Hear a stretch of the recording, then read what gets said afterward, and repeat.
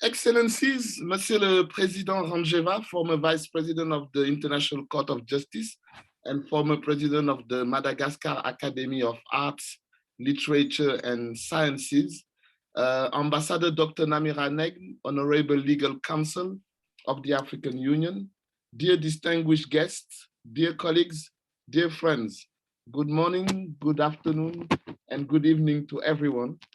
Welcome to the 10th Annual Conference of the African Society of International Law.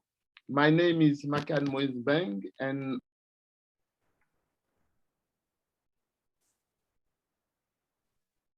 une panne. yes, I was muted by the host. So I was saying that my name is Makan Moise Beng, and I'm the president of the African Society of International Law. So 10 is a magic number in many fields and for many events. It is also a magic number for the African Society of International Law.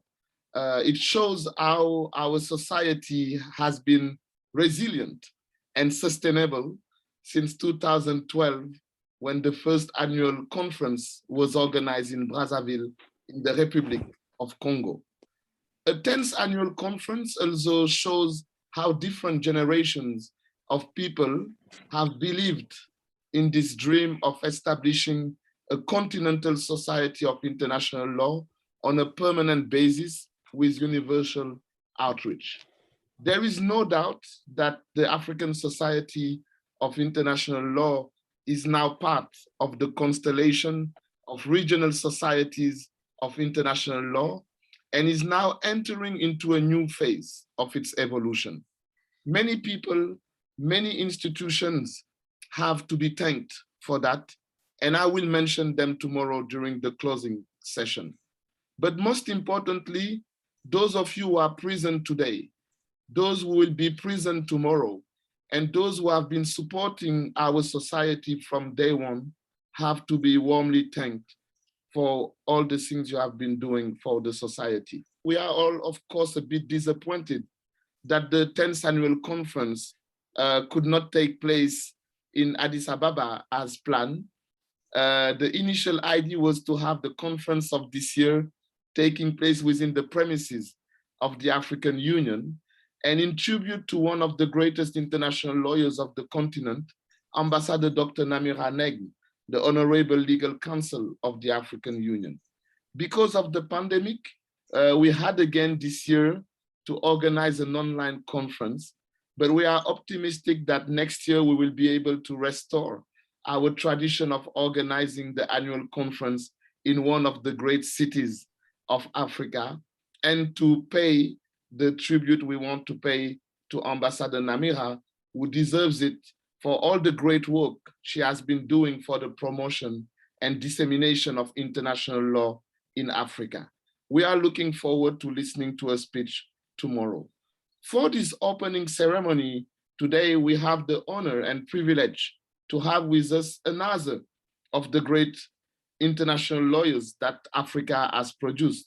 I have named, of course, Judge Raymond Ranjeva, former Vice President of the International Court of Justice, former President of the Madagascar Academy of Arts, Literature and Sciences, also former President of our society and now honorary President of the African Society of International Law.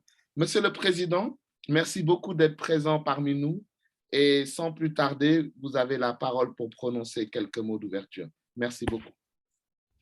Merci bien, Monsieur le Président. Je voudrais d'abord saluer tous les membres de la société ici présents. Je fais remarquer que par rapport à notre réunion de Brazzaville, il y a maintenant 10 ans, nous nous sommes demandé si nous allions tenir le cap. 10 years ago. Comment? Et où on s'était demandé si ce n'était pas une aventure sans lendemain. Actuellement, dans le paysage du monde du droit international, notre vitalité représente une donnée incontournable et remarquable. L'effectivité de la société n'est plus à démontrer, d'une part, et d'autre part, nous avons la joie en tant qu'ancien président et fondateur de cette société, les membres fondateurs, nous avons la joie de relever l'enrichissement permanent de notre société au cours de nos différentes réunions.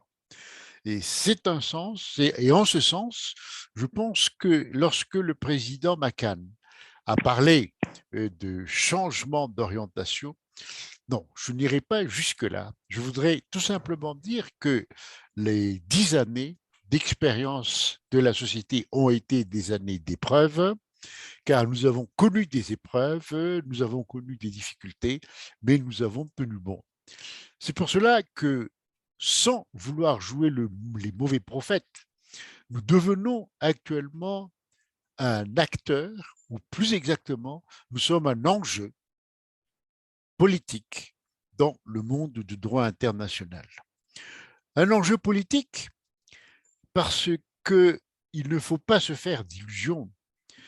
On cherchera à utiliser la Société africaine de droit international comme un pion, soit dans le cadre de lobbying dans les relations internationales, soit dans le cadre de la constitution d'un groupe de pression, ou plus exactement d'un groupe de consommateurs d'idées, un groupe à manipuler. Ceci est possible, car lorsque je vois l'ensemble des participants, les thèmes qui ont été retenus par la 10e session de notre association, tous les sujets de droit international sont couverts. Et on ne peut pas reprocher à la société de n'avoir pas tenté d'avoir une approche holistique du problème.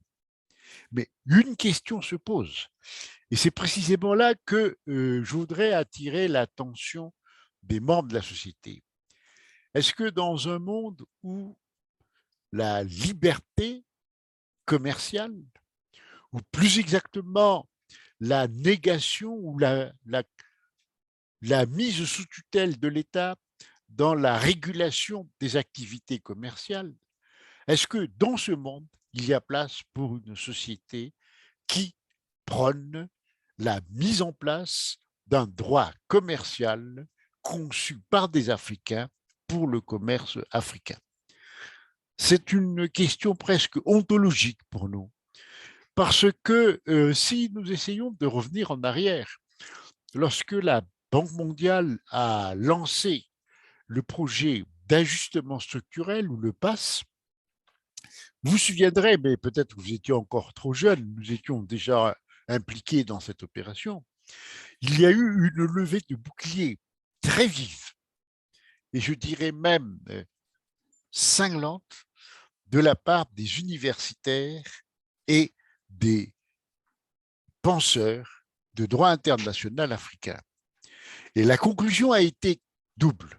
D'abord, la notion d'ajustement structurel a été bannie et radiée de la lexicologie de la Banque mondiale.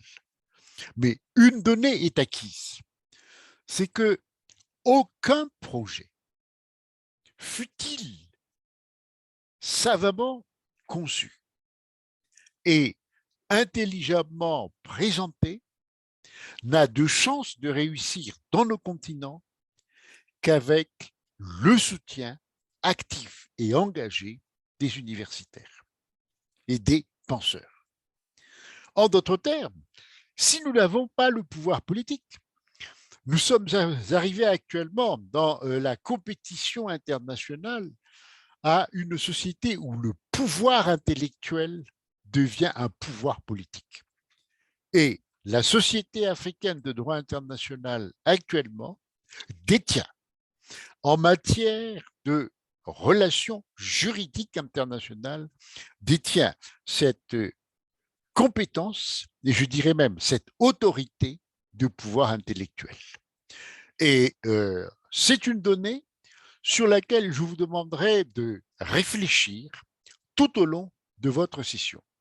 Parce que, en raisonnant en termes de pouvoir intellectuel, pouvoir politique, dans le droit commercial du continent africain, il faut raisonner aussi bien de manière verticale que de manière horizontale. De manière verticale, nous savons tous que jusqu'à présent, même malgré la meilleure volonté du monde, nous assistons à une structure des relations internationales où malheureusement, le continent africain est dans une situation de dépendance. Et c'est un point qu'il faudra envisager de manière objective, de manière réaliste, non pas en termes de compétition ou en termes de blocage, d'affrontement bloc contre bloc, mais je dirais même en termes politiques, à savoir qu'en termes verticales, c'est ce que j'appellerais la description de l'état des rapports de puissance entre les acteurs de la vie internationale. Et que cette situation analysée de manière verticale doit être considérée comme une étape qui devrait nous amener à nous interpeller réciproquement dans l'évolution de ce droit. En parlant d'interpellation réciproque, je voudrais passer à la dimension horizontale de l'opération. C'est que dans la dimension horizontale de l'opération, et même en matière commerciale, il ne faut pas se le cacher, les États africains sont en état de compétition, c'est-à-dire de conflit pour la conquête et la maîtrise des différents marchés. Et ceci est important parce que la conséquence a été relevée en matière d'investissement. Il y a eu une compétition en faveur de l'abdication des compétences de souveraines au profit des investisseurs. En d'autres termes, il y a lieu de réfléchir très sérieusement sur la marge de manœuvre et l'intérêt des différentes négociations. C'est dans ce sens que, je crois, la réflexion sur le droit commercial international devrait peut-être nous amener à saisir la présente opportunité pour redéfinir la signification opérationnelle et en matière commerciale de la souveraineté. Oui, parler de souveraineté en droit international peut paraître obsolète et peut paraître, dirions-nous, ringard. Et lorsque nous regardons ou nous analysons la jurisprudence de la Cour internationale de justice, on peut être amené à se demander si cette juridiction est toujours celle qui est la conscience de la souveraineté de l'État sur le plan juridique. C'est un point qui est important. Pourquoi important? Parce que les grandes puissances ont recours au souverainisme pour défendre leurs propres intérêts dans le cadre des compétitions commerciales. Et il est temps que nous réfléchissions pour que nous ne soyons pas les jobards de la société internationale commerciale. Cette question de souveraineté nous amène alors, et je terminerai sur ce point, à un problème qui n'a pas encore trouvé sa solution en droit international. Nous parlons de droits de l'homme, nous parlons de droits humanitaires, nous parlons d'autodétermination, nous parlons d'éléments constitutifs de l'État, mais peut-être est-il important que l'examen et la réflexion sur les relations commerciales internationales que nous voudrions réguler dans le cadre d'un droit nous amènent à avoir présent à l'esprit les destinataires finaux de la règle, même de droit commercial, à savoir la notion de peuple en droit international. Cette notion que l'on a considérée essentiellement comme une notion, comment dirais-je, une idée idéologique de combat. Mais peut-être que le commerce, où il faut des commerçants et des consommateurs, nous amène à avoir une vision concrète et positive de ce qu'est la notion de peuple en droit international, qui est, à mon avis, un grand absent, une lacune dans le droit international.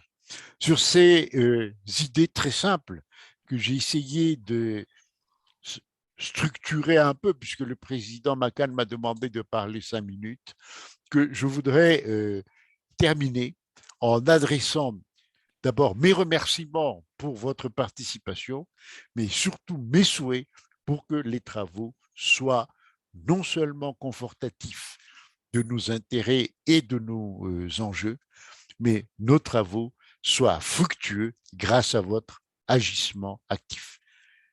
Bonne session et bonne 10e session de la Société africaine de droit international. Merci beaucoup, Monsieur le Président. Thank you so much for these very wise words, and also for inviting all of us here to engage into a critical perspective, a critical reflection on what it means to build an international trade law regime for Africa, and what are the challenges that African countries might face in the construction of such a dream.